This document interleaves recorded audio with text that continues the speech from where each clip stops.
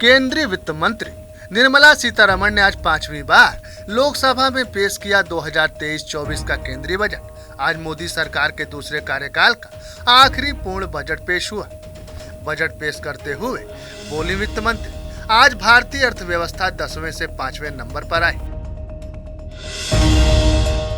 निर्मला सीतारमण ने बजट में middle class की मुंहमांगी मुराद पूरी कर दी। अब आम आदमी को प्रभावी तौर पर 7 लाख रुपए तक के लिए कोई इनकम टैक्स नहीं देना होगा। फिलहाल देश में दोनों तरह की टैक्स व्यवस्था कायम रहेंगी। वहीं वित्त मंत्री ने कहा कि सरकार नई टैक्स व्यवस्था को एक डिफॉल्ट टैक्स रिजीम के तौर पर विकसित कर रही है, लेकिन नागरिक अब भी पुरानी टैक्स व्यवस्था का लाभ उठा सकेंगे।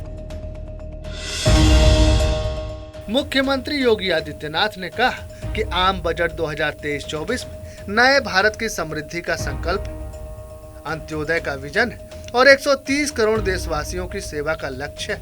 सीएम ने कहा कि आजादी के अमृत काल में प्रस्तुत विकसित भारत के संकल्प को पूर्ण करते सर्वसमावेशी और लोक कल्याणकारी केंद्रीय बजट 2023-24 का स्वागत करता हूँ। देश की संसद में आज प्रस्तुत हुआ आम बजट नए भारत की समृद्धि का एक नया संकल्प है, अंत्योदय का विजन है, 130 करोड़ भारतवासियों की सेवा का लक्ष्य भी है। वर्तमान केंद्रीय बजट गांव, गरीब, किसान, नौजवान और महिलाएं समेत समाज के हर वर्ग की आशाओं और भारत जैसे दुनिया के सबसे बड़े लोकतंत्र की समग्र उत्थान की अपेक्षाओं की पूर्ति करने वाला है। निसंदेह यह बजट भारत को आर्थिक महाशक्ति बनाने की दिशा में मील का पत्थर साबित होगा। आजादी के अमृत काल में प्रस्तुत विकसित भारत के संकल्प को पूर्ण करते हुए सर्वसमावेशी और लोक कल्याणकारी केंद्रीय बजट 2023-24 का मैं स्वागत करता हूं। आदरणीय प्रधानमंत्री जी और माननीय केंद्रीय वित्त मंत्री जी का मैं हृदय से अभिनंदन करता हूं। बजट पेश होने के बाद स्वामी प्रसाद मौर्य ने मोदी सरकार को आड़े हाथों लिया। कहा, महंगाई से किसानों की कमर टूट रही। बजट में महिलाओं के लिए कुछ भी नहीं। सरकार के सभी विभागों में 21 लाख पद खाली है। सरकार ने नौजवान को ठगने का काम किया है।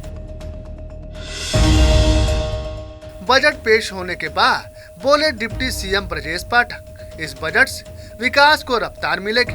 मैं प्रधानमंत्री का पूरे यूपी की तरफ से धन्यवाद करता हूँ। बजट से विकास को रफ्तार मिलेगी। बजट में हर वर्ग का ध्यान रखा गया है।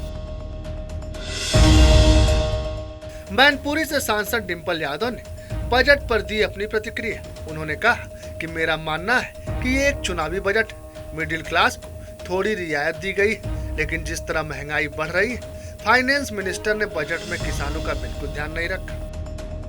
ये चुनावी बजट है और पूरी तरह चुनावी है। मिडिल क्लास को थोड़ी रियायत दी गई है, लेकिन जिस तरह महंगाई बढ़ रही है, जिस तरह पेट्रोल के दाम बढ़ रहे हैं और हर सेक्शन और हर स्टेप में महंगाई जहां बढ़ रही है, तो फाइनेंस मिनिस्टर ने किसानों का बिल्कुल ध्यान नहीं रखा है।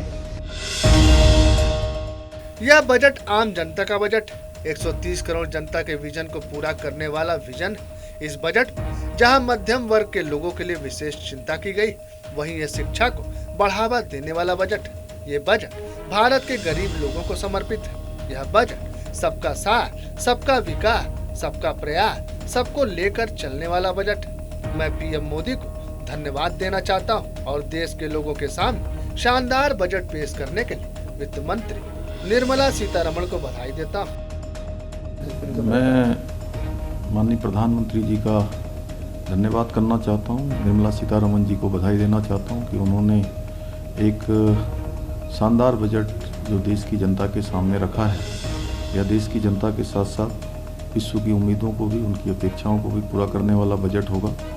यह बजट आम जनता का बजट है। 130 करोड़ भारतवासियों के लक्ष्य को पूरा करने वाला विजन इस बजट में साफ दिखाई देता है। यूपी में हुआ शालिग्राम शिला का आगमन। यूपी बिहार बॉर्डर पर स्थित कुशीनगर जिले में पहुंची शालिग्राम शिला। जिले में पहुंचने पर विश्व हिंदू परिषद ने कार्यक्रम आयोजित किए। साथ ही आतिशबाजी और फूलों की बारिश के साथ शिला और उसके साथ आए साधु संतों का भव्य स्वागत भी किया। किसान नेता राकेश टिकैत ने रामचरितमानस पर दिए गए बयान को लेकर स्वामी प्रसाद मौर्य पर निशाना साधा है। राकेश टिकैत ने कहा है कि जिसने रामचरितमानस पढ़ा ही नहीं उसका उल्टा अर्थ लगा रहे हैं। यह एक धार्मिक ग्रंथ है, उन्हें इस तरह के राजनीतिक बयान नहीं देने चाहिए। वहीं मशहूर उद्योगपति अडानी पर निशाना साधते हुए राकेश टिकैत ने कहा कि अडानी दूसरे हर्षद मेहता बनने वाले हैं, सारे पैसे लेकर बाहर भाग जाएंगे और देश को बर्बाद कर देंगे। उनका व्यक्तिगत वो है जिसने रामचरितमानस पढ़ा ही नहीं और उसका गलत उल्टा सुल्टा अर्थ लगा रहे हैं, तो इस तरह के बयान नहीं उनको देना चाहिए। वो एक धार्मिक ग्रंथ है, उनकी कदर और किसी भी धार्मिक पुस्तक के बारे में कोई पॉलिटिकल आदमी को बगल रहना चाहिए, इस पर बयान नहीं देना।